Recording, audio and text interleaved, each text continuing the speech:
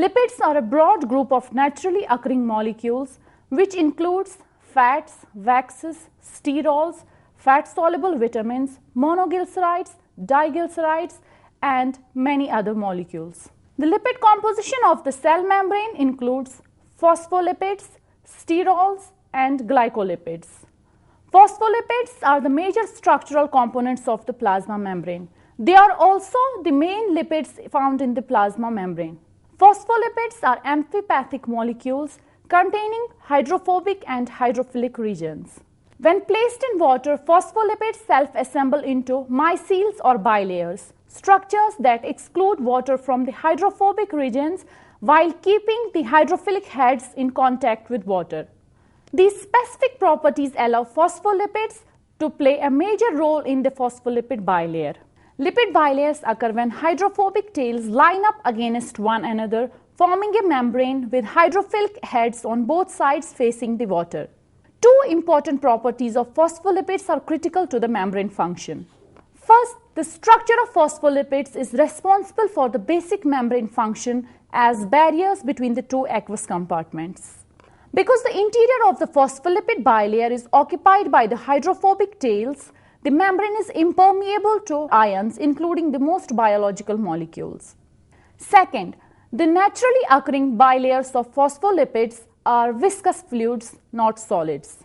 The fatty acids of most natural phospholipids have one or more double bonds which introduce kinks into the hydrocarbon chains and make them difficult to pack together.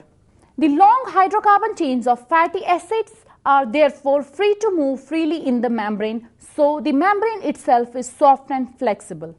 In addition, both phospholipids and proteins are free to move within the membrane, a property that is critical to most membrane functions. Another component of lipids found in the plasma membrane are sterols. The steroids are naturally occurring or synthetic fat-soluble organic compounds based on a molecule with 4 fused carbon rings.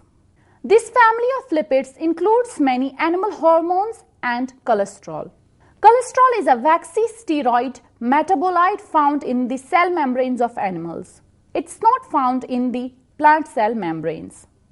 Cholesterol helps stabilize the phospholipids.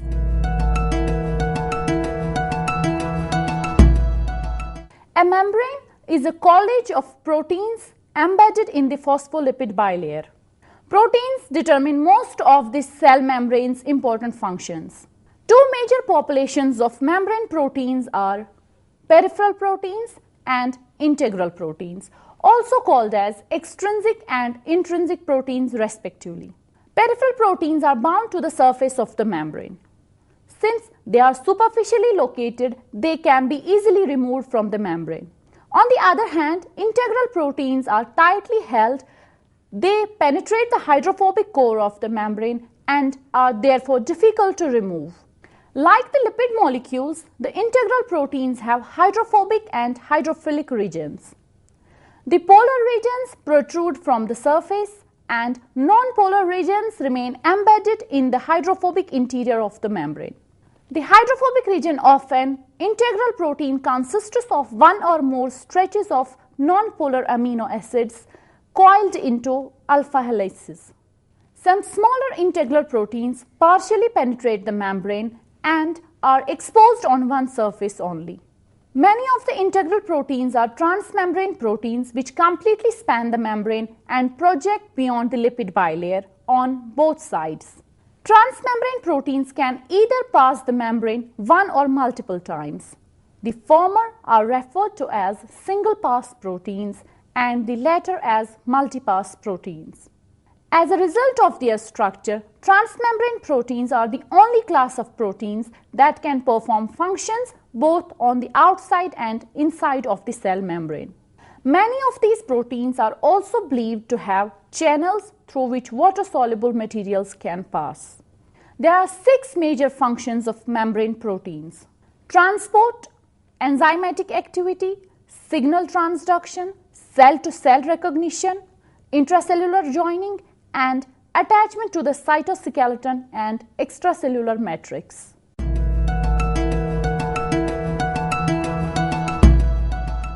Some proteins and lipids have carbohydrates attached on the extracellular side of the membrane, forming glycoproteins and glycolipids. These form a layer of carbohydrate chains on the outer side called glycocalyx. Carbohydrates are important for cell-to-cell recognition. Now we come to the second section of the plasma membrane, that is the membrane structure. Membranes have been chemically analyzed and found to be made up of proteins and lipids. Scientists studying the plasma membrane have reasoned that it must be a phospholipid bilayer. In 1935, Daniel and Dyson proposed the sandwich model for plasma membrane, in which the phospholipid layer lies between the two layers of globular proteins. Later studies found problems with this model, particularly with the placement of the membrane proteins that have hydrophilic and hydrophobic regions. In 1972, Singer and Nicholson proposed the fluid mosaic model for plasma membrane, in which the plasma membrane is a mosaic of proteins dispersed within the lipid bilayer with only the hydrophilic regions exposed to water. According to this model, the membranes are two-dimensional solutions of oriented lipids and proteins. The scattered arrangement of protein molecules in the matrix of phospholipids gives the arrangement of a mosaic pattern, hence the name to the model. These membrane proteins are free to diffuse laterally in the membrane.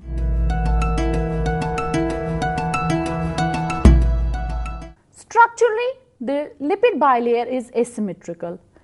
That is, the lipids and proteins in each of the two layers is different. So, the membranes have distinct inside and outside faces. The extracellular side of the membrane contains carbohydrates or oligosaccharides that distinguish the cell as self, and also contain the end of the integral proteins that interact with the signals from other cells and sense the extracellular environment. The inner side of the membrane anchors to the cytoskeleton and also contains the end of the integral proteins that relay signals received from the outside. A membrane must be fluid in order to work properly. The fluidity of the membranes depends upon the structure of fatty acids and temperature. Membranes rich in unsaturated fatty acids are more fluid than those rich in saturated fatty acids. The right ratio of saturated and unsaturated fatty acids keeps the membrane fluid at any temperature that's conducive to life. In addition, the steroid cholesterol has different effects on membrane fluidity at different temperatures. At warm temperatures such as 37 degrees Celsius, the cholesterol restrains the movement of phospholipids. At cool temperatures, it maintains fluidity by preventing the tight packing. So, phospholipids in the bilayer can move freely within the membrane. Most of the lipids and some proteins drift laterally. Rarely does a molecule flip-flop transversely across the membrane.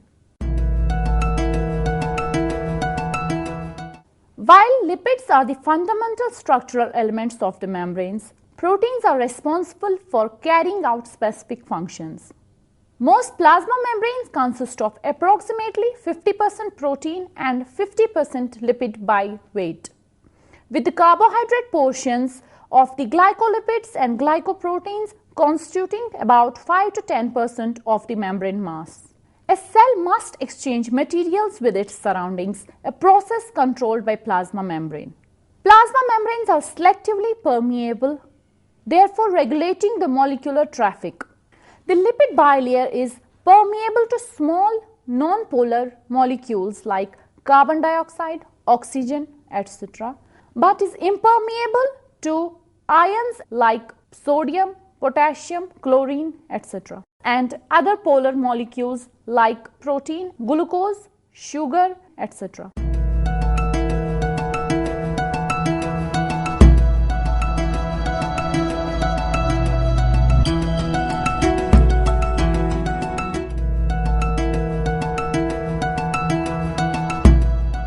The processes through which The substances can cross the membrane are passive transport, facilitated diffusion, active transport, and bulk flow.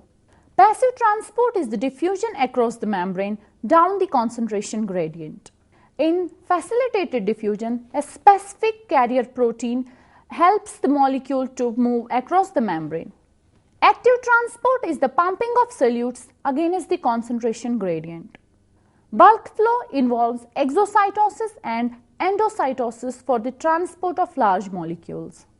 Passive diffusion is the net movement of materials from an area of high concentration to an area of low concentration. The difference in the concentration between the two areas is known as concentration gradient. The diffusion of materials continues until the gradient is eliminated, or in other words, the equilibrium is reached. This pathway does not require energy or carrier proteins and is taken by the molecules that are lipid soluble, like carbon dioxide, oxygen, nitrogen. Facilitated diffusion. In facilitated diffusion, a specific carrier protein with a central channel helps the molecules to move across the membrane. These specific carrier proteins that form the protein channel bind only to a specific molecule, such as a particular sugar or an amino acid. Once the molecule binds to the carrier protein, the protein helps or facilitates the diffusion process by changing its shape to move the molecule through the membrane and release it inside the cell. Another process is the osmosis. Osmosis is the diffusion of water across a semi-permeable membrane. Water moves from an area of lower solute concentration to an area of higher solute concentration. Active transport moves solutes and ions across the membrane against their concentration gradients. This process requires energy in the form of ATP. The best example to study the active transport is the sodium-potassium pump, or also known as sodium-potassium ATPase. The sodium-potassium ATPase exchanges 3 sodium from inside the cell to the outside with 2 potassium from outside of the cell to the inside. In this pump, 3 sodium ions bind to the inner side of the carrier protein, causing the ATPase function of the carrier protein to become activated. As a result, this carrier protein uses one molecule of ATP, releasing energy. This energy is believed to cause a conformation change in the carrier protein, releasing the sodium ions outside the cell and bringing the potassium ions into the inside of the cell. A large concentration gradient of sodium ions results due to a high concentration of sodium ions outside the cell and a lower concentration of the sodium ions inside the cell. This electrochemical gradient represents the storehouse of energy due to the excess of sodium ions outside the membrane, which is always attempting to diffuse into the cell. This active transport system may act as uniport or co-transport process.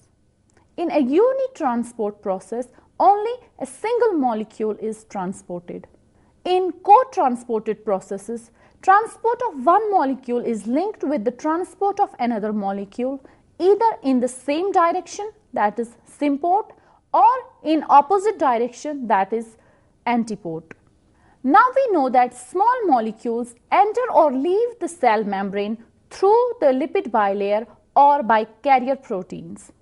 Large molecules such as polysaccharides and sugars cross the membrane in bulk via vesicles. This process requires energy in the form of ATP. Bulk transport uses exocytosis and endocytosis for the transport of large molecules. In exocytosis, transport vesicles move to the membrane, fuse with it and release their contents. Many of the secretory cells use exocytosis for the export of their products. In endocytosis, the cell takes in macromolecules by forming vesicles from the plasma membrane. There are 3 types of endocytosis. 1. The phagocytosis, commonly known as cellular eating. 2nd, pinocytosis, commonly known as cellular drinking. and the last is the receptor-mediated endocytosis. In phagocytosis, a cell engulfs a particle into the vacuole and the vacuole fuses with the lysosome to digest it.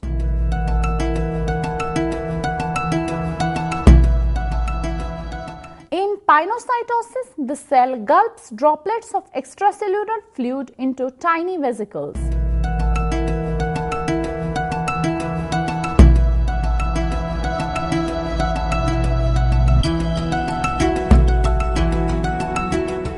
In receptor-mediated endocytosis, specific receptors embedded in the membrane bind to the ligands.